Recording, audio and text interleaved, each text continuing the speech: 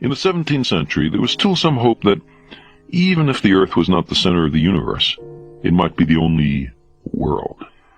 After millennia of philosophical debate, the issue was settled decisively in favor of what was called the plurality of worlds. They might be profoundly different from our planet. None of them might be as congenial for life, but the Earth was hardly the only one. This was the next in the series of great demotions, downlifting experiences, demonstrations of our apparent insignificance, wounds that science has delivered to human pride. Well, some hoped, even if the Earth isn't at the center of the universe, the Sun is. The Sun is our Sun. So the Earth is approximately at the center of the universe. But by the 19th century, observational astronomy had made it clear that the Sun is but one lonely star in a great self-gravitating assemblage of suns called the Milky Way galaxy. Far from being at the center of the galaxy, our Sun, with its entourage of dim and tiny planets, lies in an undistinguished sector of an obscure spiral arm. We are 30,000 light-years from the center. Well, our Milky Way is the only galaxy. The Milky Way galaxy is in fact one of billions, perhaps hundreds of billions, of galaxies notable neither in mass, nor in brightness, nor in how its stars are configured and arrayed. Some modern deep-sky photographs show more galaxies beyond the Milky Way than stars within the Milky Way. Every one of them is an island universe containing perhaps 100 billion suns. Such an image is a profound sermon on humility. Well then, at least our galaxy is at the center of the universe. Nope, this is wrong too. When the expansion of the universe was first discovered, many people naturally gravitated to the notion that the Milky Way was at the center of the expansion, and all the other galaxies running away from us. We now recognize that astronomers on any galaxy would see all the others running away from them, unless they were very careful. They would all conclude that they were at the center of the universe. There is, in fact, no center to the expansion, no point of origin of the Big Bang. Well, even if there are hundreds of billions of galaxies, each with hundreds of billions of stars, no other star has planets. If there are no other planets beyond our solar system, perhaps there's no other life in the universe. Our uniqueness might then be saved.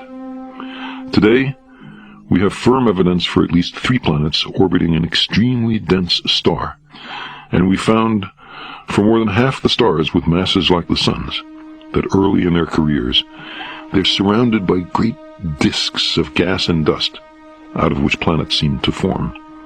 Other planetary systems now look to be a cosmic commonplace, maybe even world something like the Earth. Well, if our position in space doesn't reveal our special role, our position in time does.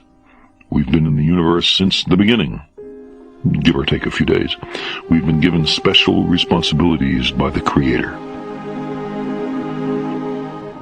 The radioactive dating of rocks, the abundance of impact craters on many worlds, the evolution of the stars, and the expansion of the universe each provides compelling and independent evidence that our universe is many billions of years old. Despite the confident assertions of revered theologians that a world so old directly contradicts the Word of God, and that at any rate information on the antiquity of the world is inaccessible except to faith.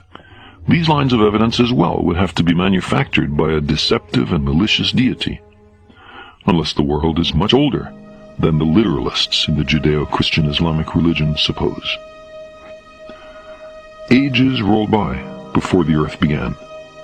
More ages will run their course before it is destroyed. A distinction needs to be drawn between how old the Earth is and how old the universe is. The immense interval of time between the origin of the universe and our epoch was 2/3 over before the Earth came to be. Some stars and planetary systems are billions of years younger, others billions of years older. But in Genesis chapter 1 verse 1, The universe and the earth are created on the same day. As for humans, we're latecomers. We appear in the last instant of cosmic time.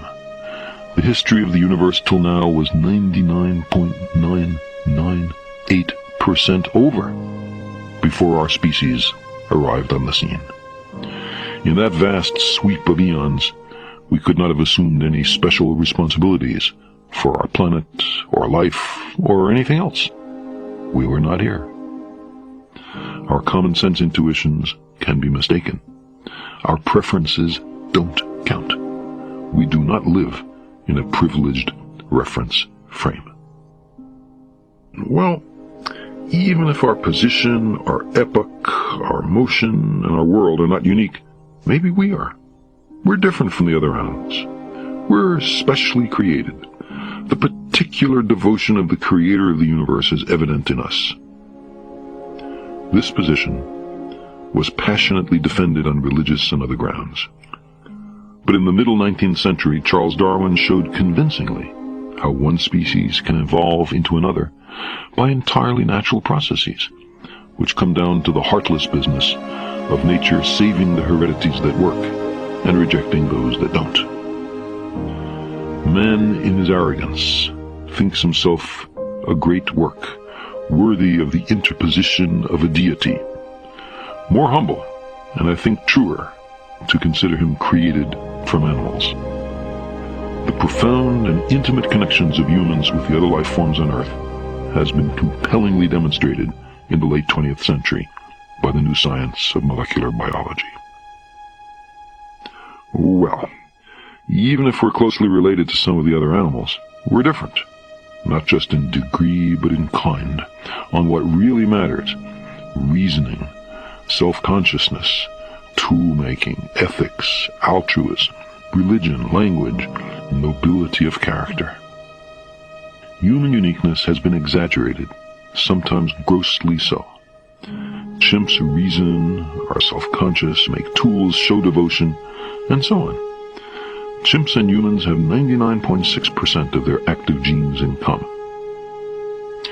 Okay, maybe we're not much. Maybe we're humiliatingly related to apes, but at least we're the best there is. God and angels aside, we're the only intelligent beings in the universe. But the simple fact is that we have not yet found extraterrestrial life. We're in the earliest stages of looking. The question is wide open. If I had to guess, especially considering our long sequence of failed chauvinisms, I'd guess that the universe is filled with beings far more intelligent, far more advanced than we are. But of course, I might be wrong. Such a conclusion is at best based on a plausibility argument, derived from the numbers of planets, the ubiquity of organic matter, the immense timescales available for evolution, and so on. It's not a scientific demonstration. The question is among the most fascinating in all of science. We are just developing the tools to treat it seriously. What about the related matter of whether we are capable of creating intelligences smarter than ourselves? Computers routinely do mathematics that no unaided human can manage, outperform world champions in checkers and grandmasters in chess, speak and understand English and other languages, write presentable short stories and musical compositions, learn from their mistakes, and competently pilot ships, airplanes, and spacecraft.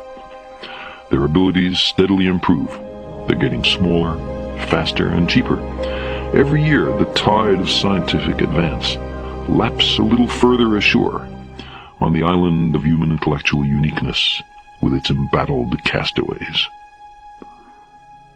The long-standing view, as summarized by the philosopher Immanuel Kant, that without man, the whole of creation would be a mere wilderness, a thing in vain, and have no final end, is revealed to be self-indulgent folly.